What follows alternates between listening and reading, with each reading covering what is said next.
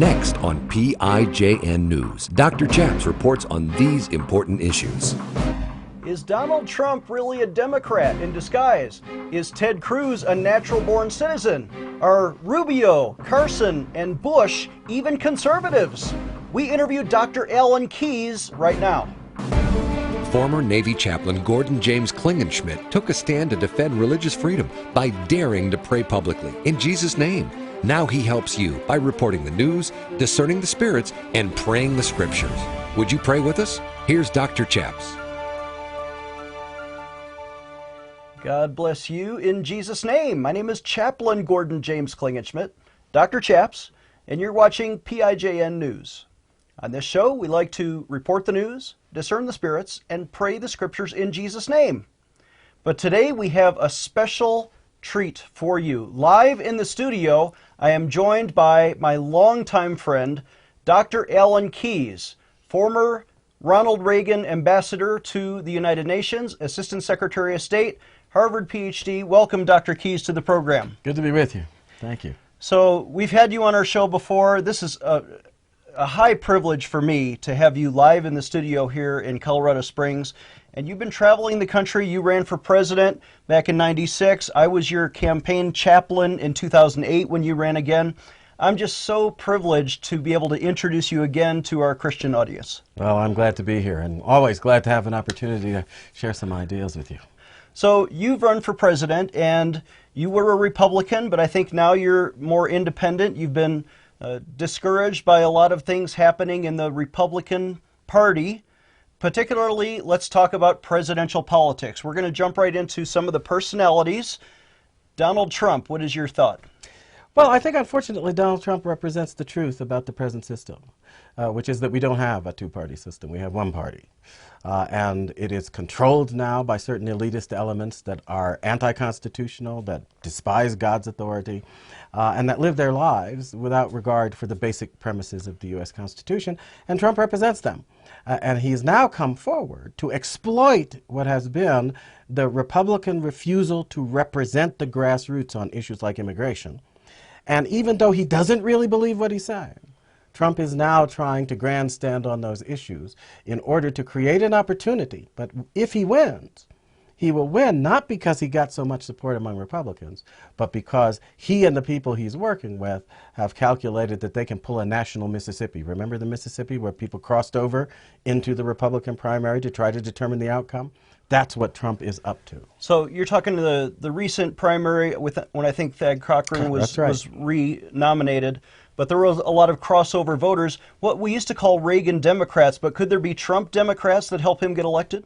Well, I don't think they were Reagan Democrats. I beg to differ. I think that's a false analysis. These weren't people who were attracted by Ronald Reagan. They are people who were being delegated by the people on the Democrat side to help out one of the quislings in the Republican Party.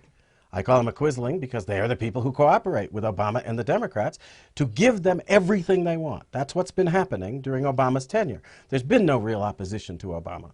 So these aren't Reagan Democrats. Reagan Democrats were people who authentically disagreed with the Democratic Party's stances and positions. That's not what Trump is about. That's why he called Bill Clinton to find out, oh, what do I have to do to appeal to conservatives? What real conservative would call Bill Clinton to ask that question? This is why he talked to him. He's not a real conservative. He is a shyster. He's a con man. He's somebody who has made his whole life out of selling things to people on whatever basis, and that's what he's doing. Only in this case, the product proven by his entire life and career is a false product. So I think by Trump's own admission, he voted for Clinton, he voted for Obama. He's been a lifelong Democrat until when? Well, he kind of has gone back and forth, though. Well, let's remember, he was a businessman. He'll always tell you this. He was going to back and give money to whatever was going to serve his business interest. Now, why Americans would think you could trust to put in the White House somebody who rarely, if ever, gave a thought to the national good, I don't know. Every word he speaks has been guided by a selfish interest of his own, and in this case, that selfish interest is now an ambition for power. And I think it serves not only his interest, but the interest of what I call the elitist faction, the people who now think they ought to run this country without constitutional constraint. And that's the greatest danger with Trump. He talks like Barack Obama, not on given issues, but on the way he will abuse the power of the presidency. He has said, for example, to pander to people who are Second Amendment people, he says, day one, I'm going to abolish all the gun-free zones in America. And everybody applauds, and I'm thinking to myself, well, no, the president doesn't have the power to do that. The very people who will stand on the Second Amendment and say we ought to respect the Constitution are then applauding this man when he says he's going to abuse the power of the presidency, just like Obama did, in a way that pleases them but destroys the authority of federalism, which is what we've been fighting for as conservatives for I don't know how long, to revive the 10th Amendment, not let them destroy it. And so he shows altogether shows a willingness to be the same kind of dictator. He's just going to destroy the Constitution, pleasing a different group of people. But the real aim, don't fool yourselves. The real aim has nothing to do with the particular issues involved. Because once the Constitution's authority has been destroyed, the elitists are going to be able to do whatever they please. They have enough money and power to run roughshod over the rest of us. So, of course, we support Second Amendment rights. We are against gun-free zones. But you're saying something deeper, that don't trust a person who's going to issue these executive orders and subvert the Constitution, the separation of powers, the due process, to rule by dictatorial fiat. That's right. And you think Trump could be that kind of guy? It's not could be. He is. He promised to do this. He has said it explicitly. He also, for example, said that he's going to, day one, every convicted cop killer is going to get the death penalty. Now, come on, y'all. If he says day one he's going to write an order so that every convicted cop killer gets the death penalty, you have to ask, well, what happened to state laws? You do realize that, generally speaking, the question of capital punishment is a reserved power of the states in this country. The criminal law is dealt with by our state governments. The president doesn't have the right to just write an executive order ignoring the constitutional division that is clearly stated in the 10th Amendment. So that only explicitly delegated powers and the power to write an executive order that abolishes or that applies, in this case, the death penalty is no more in the Constitution than the power to write an executive order abolishing the ownership of guns. This is the problem. People are looking at the issue and not realizing you're being manipulated so that they can use your passion for a given issue to get you to do what they really want done, which is to destroy the Constitution. We're going to take a short break, but I do have that question. If, let's say, President Trump is in the Oval Office and these lawyers come to him and say, you can't sign that executive order because it's unconstitutional, I wonder if he would have enough self-restraint or if he would sign it anyway. Of course he would. He'll do it because the response to that is, Obama did it, and the people want me to do this, and therefore why should my people be disappointed when Obama's people were able to get their way? The Constitution doesn't matter as much as what the people want, and that's the very kind of man he's talking like right If now. that's true, then we've truly lost the constitutional republic. We'll take a short break. When we come back, is Ted Cruz a natural-born citizen? This is PIJN News, defending your religious freedom. Dr. Chaps will be right back.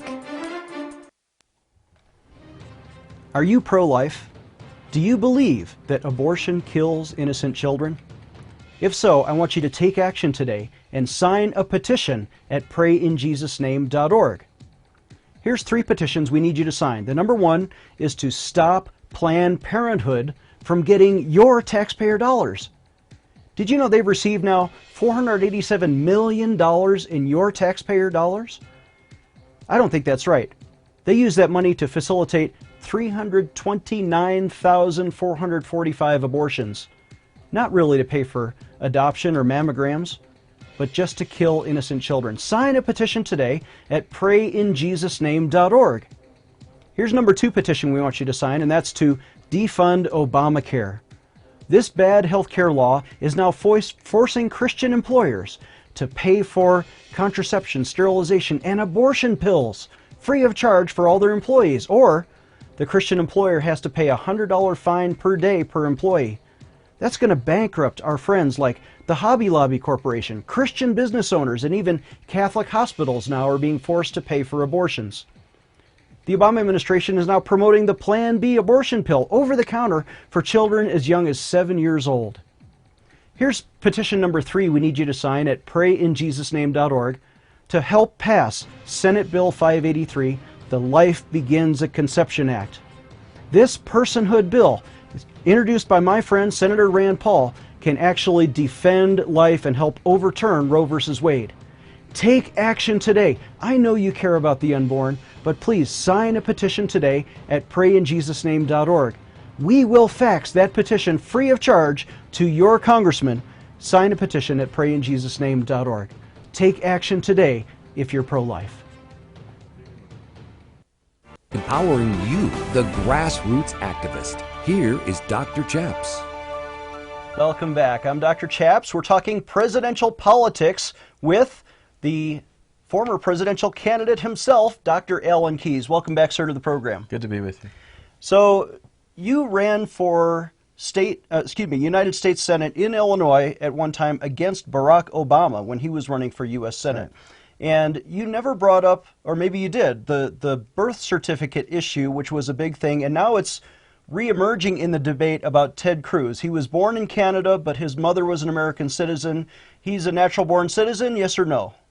Well, yes, I think Ted Cruz is a natural-born citizen, and most of the arguments that are being made against the natural-born citizenship in Ted Cruz's case are being made on the basis that, according to this or that authority, a lot of them cite Vattel, a French proponent or expositor of natural law several hundred years ago, and all the way up to a few things that they can kind of try to glom onto since then. In order to make the case that both parents have to be citizens, in order for you to get citizenship through the blood, jus sanguinis, right? They claim. That argument was not the argument of our founders. It was not the argument of, for instance, John Locke, the philosopher they relied on in their articulation of unalienable rights God endowed. John Locke wrote a chapter in his book, The Second Treatise, that explicitly argues for equal parental authority, right? So that when it comes to, he does it in the context of honor thy father and thy mother, and the commandment of God. And he says when it comes to that commandment, the two parents are equally entitled to the respect that their offspring should give them, and that should be given to the authority that they derive essentially from God. And I think that's correct. And it's actually confirmed, isn't it, by our now more explicit and clear understanding of what's going on in procreation. Because we know that when conception occurs, what is happening? The information of the mother and the information of the father, the chromosomes that contain that information, the two nucleuses that represent or contain that, they come together, the walls dissolve, as it were, and the chromosomes can then mingle. And the information that goes on to the child comes from both parents. And whether or not a given trait is going to be dominant, recessive, all these other things that have been characteristic, that's kind of a lottery of nature, right, in terms of the outcome. And it doesn't, in any given case, give predominance to the male or the female. So the natural law does not, in fact, say that you have to have both parents to get a trait, or that the trait of citizenship should naturally go with the father, because you're reasoning by analogy, right? I mean, citizenship is not a natural thing. Citizenship depends upon something, a government, a state, and boundaries that are all of them basically established by human decision. So what the Constitution is requiring is that we reason by analogy with the way nature does things in order to do things equitably according to God's will for our nature. And in this particular case, that would mean that if the mother is a citizen, you can transmit. And by the way, I was one of the people who was trying to get folks to look at Barack Obama's situation seriously. And I explained to people, I had not come to a conclusion about whether he was eligible, ineligible, because I think both the facts and the arguments you made from the Constitution were inconclusive in his case, for various reasons. But it should be examined carefully and systematically so that you could get at the truth. And when I wrote a piece on my blog about it, I made it clear that the strongest argument I saw in his favor was the argument that his mother was a citizen, and that by jus sanguinis, by right of blood, he was therefore somebody who could obtain from her the trait of citizenship. And I think that's true of Ted Cruz as well, but in his case, there are no questions about the facts. So if the Founding Fathers put that in the Constitution, you have to be a natural-born citizen to be President of the United States. It's one of the eligibility criteria. You're saying they used a natural law argument, and therefore, at least under the facts that we have before us, both Ted Cruz and maybe even Barack Obama are eligible under that criteria. What about the 14th Amendment when it comes to immigration? Because there's this other debate about whether, and some people refer to them perhaps disparagingly as anchor babies, should be granted United States citizenship if their parents were not American citizens, but they came here as a pregnant woman. Well, but that, I'm sorry, is a question that can be decided on a prudential basis by countries for themselves. Most countries in the world reject that understanding. They don't allow you to become a citizen by right of the soil, as the Latin phrase means, jus soli. They don't. Our court, not our legislature, but our court has construed the 14th Amendment in a way that they say gives rise to this right by reason of birth. But it is not a natural law case. That's not a question of natural. I mean, what's natural about where our boundaries are drawn? Nature didn't do that. Sometimes the boundary will follow rivers and so forth and so on, but that was a choice that was made by human beings and that was then ratified by agreement among countries. So that is part of the law of nations and the practice of nations, how boundaries are determined. So the natural law issue doesn't enter into that. It's one of my great disappointments, by the way, that you know that fundamental to our legal profession right now, and this has a bearing on practically every issue we deal with, is the question of whether our Constitution is in fact dependent on the natural law. And I think that the natural-born citizen requirement proves it beyond a doubt. Consider what we're talking about. The executive power. Can a government do anything without an executive? No. No. So a prerequisite for putting somebody in a position for our national government to do anything, right, because you got to have a chief executive, he's the one in whom the executive power is vested. Before you can do that, you have to make a judgment according to the natural law. How can these lawyers argue that the natural law is irrelevant to our Constitution when we wouldn't be able to have a president if we don't make a judgment about what the natural law implies? So the fact that that criterion is imposed means that, like the founding itself, because from the Declaration through everything they argued, including Thomas Paine, the big supposed left-wing radical, and yet he argued from God-endowed natural rights. That's right. That's how he established the rights of man. And so I would argue that the most important thing that Ted Cruz or somebody could do would be to reintroduce Americans to the fact that the Constitution's a natural law argument. Somebody needs to explain to me, one of his supporters, because I don't necessarily support him, one of his supporters needs to explain to me why he won't make this argument. When he does defend himself, he tries to use positive law, this or that decision that's been made. But the Constitution requires that the judgment be made according to the natural standard. That's why the word natural is there. So positive law, even the law whereby Barack Obama's mother, if he was born in Kenya, she was not of age, according to the law in 1961, was it? Mm-hmm. For her to transmit citizenship under positive law. But the natural-born citizenship standard is not a question of positive law. Positive means passed by a human legislature, right? So in that case even, one could have rejected the notion that where she was more important than who she was as an American citizen. So the Constitution is founded not in positive law, which could be determined by Supreme Court justices, we're against judicial supremacy, but by natural law and the laws of nature's God. Well, the whole basis. What is an unalienable right, for instance? In other words, the fact that we govern ourselves, that we have elections and we get to choose who the legislators will be and who the president will be and so forth, what gives us that right? What gives the people? You realize that down through all the ages of mankind, there was no acknowledgement that the people at large, what did they know? Did they have superior abilities? No. Did they have superior intelligence and skill in all of this? No, not necessarily. As a matter of fact, you could make the argument that in many ways the people are unfit to govern. And that's what a lot of the philosophers did all down through the ages. Why did that change in America? Because of the claim that we had unalienable rights. Rights that come to us because of the way God made us. That's our nature. We've got to take a short break. When we come back, Marco Rubio, Ben Carson, and Jeb Bush. Are any of them really conservative? Giving you a megaphone in Washington, D.C. Dr. Chaps will be right back. How is your marriage doing? I want to tell you about an exciting new 4-part video DVD Bible study series on God's plan for marriage.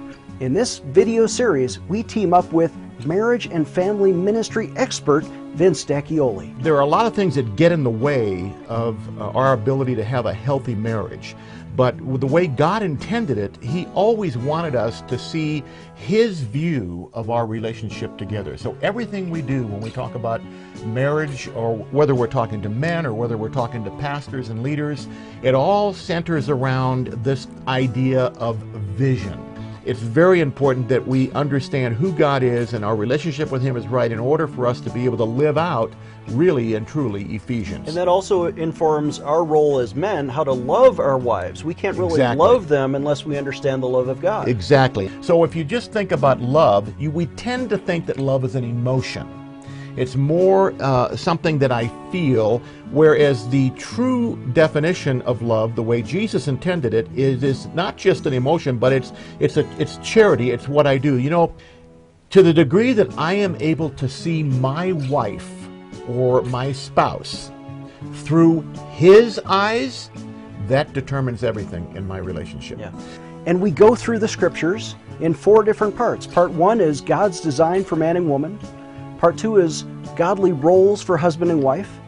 3 is sex and intimacy within godly marriage. And also God's plan for divorce. You want to have this important 4-part video series available for a suggested donation of $30 if you call our toll-free prayer line at 866-OBEY-GOD. Again, that's 866-OBEY-GOD. Or visit our website, prayinjesusname.org. You too can have a godly marriage. He is the intersection of church and state. Here is Dr. Chaps. Welcome back. I'm Dr. Chaps. We have just 5 minutes left. Another segment with Dr. Alan Keyes. Sir, you've been watching the presidential race, of course. Dr. Ben Carson, for example, Marco Rubio, even Governor Jeb Bush. They're running as Republicans and claiming to be conservatives. What do you think? Well, frankly, I don't think, in the sense that I believe is most profound, that any of the candidates in the Republican field are conservatives. I often ask people, well, conservative means you're conserving something, right? Conserving means that you're trying to preserve it with integrity. What's the one thing we're supposed to preserve with integrity in this country? It's the Constitution. The Constitution. That's what all our officials, even state officials, are sworn to uphold the Constitution. And what is the Constitution? Now, I know, as I was saying a minute ago in the last segment, a lot of these lawyers will tell you the Constitution is not a natural law. It has nothing to do with the laws of nature and nature's God, nothing to do with the Declaration of Independence and unalienable rights. That's a lie. And the natural-born citizen issue proves it. We cannot, with integrity according to the Constitution, seat someone in the Oval Office until we examine the question of whether they are, by analogy with the natural law, right, citizens of the United States. And so you have to think through what the natural law means, what it implies. Now, what is the natural law? The natural law is quite simply the law of God by which we are made to be human beings. The things that He put into us, like, for instance, conscience, the sense of right and wrong. Well, the notion that the founders shared was that's inscribed in our nature by God. That is written as with a sunbeam. That's what Alexander Hamilton said in one of his writings. Written as with a sunbeam on the very hearts of mankind are the ideas and rules that govern right and wrong, justice and injustice. And when you commit yourself to do what's right, you have the freedom to do what you're doing. That's where the word right gets its meaning of freedom. Because if you're doing what's right according to God, you have the freedom. Who can challenge God's authority and get in your way? Nobody has the right to do that. No government has the authority to do that.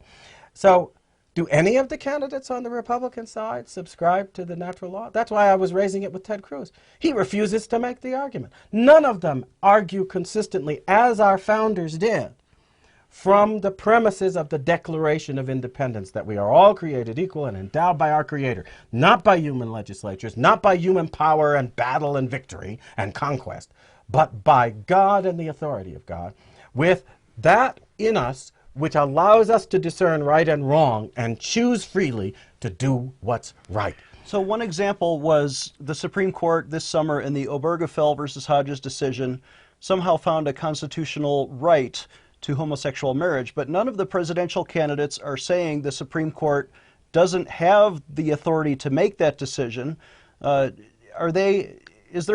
do rights really come from? Well, step number one, I'll correct you slightly, Chaps, because Mike Huckabee has actually made that argument.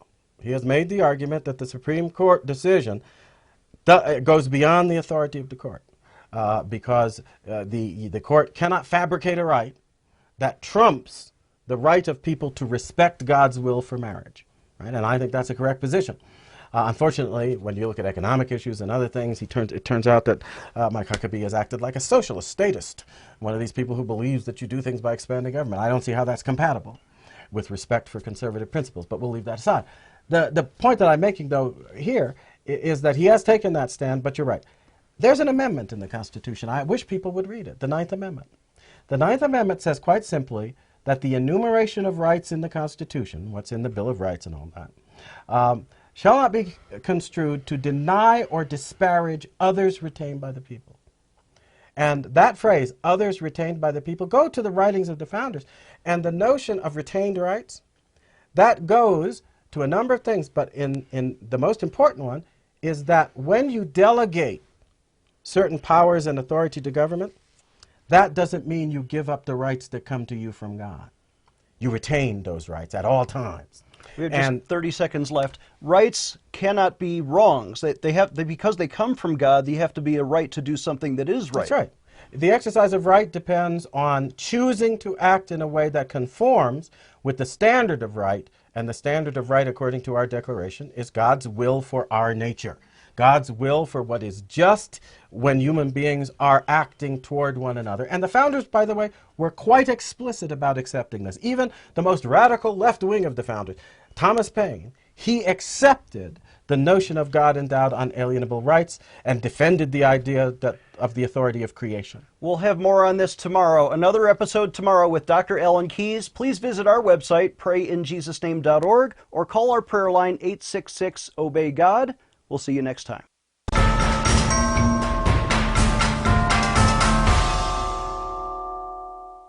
Chaplain Klingenschmitt is a graduate of the U.S. Air Force Academy who earned his Ph.D. in theology from Regent University. As a former Navy chaplain, by taking a public stand for freedom of speech and religious expression, and by sacrificing his own 16-year career and million-dollar pension, he was vindicated by the U.S. Congress, who changed the law and restored freedom for military chaplains to pray in Jesus' name. Dr. Chaps not only defended the Constitution, but his petitions have helped change the law in 10 states, restoring freedom to pray in Jesus' name.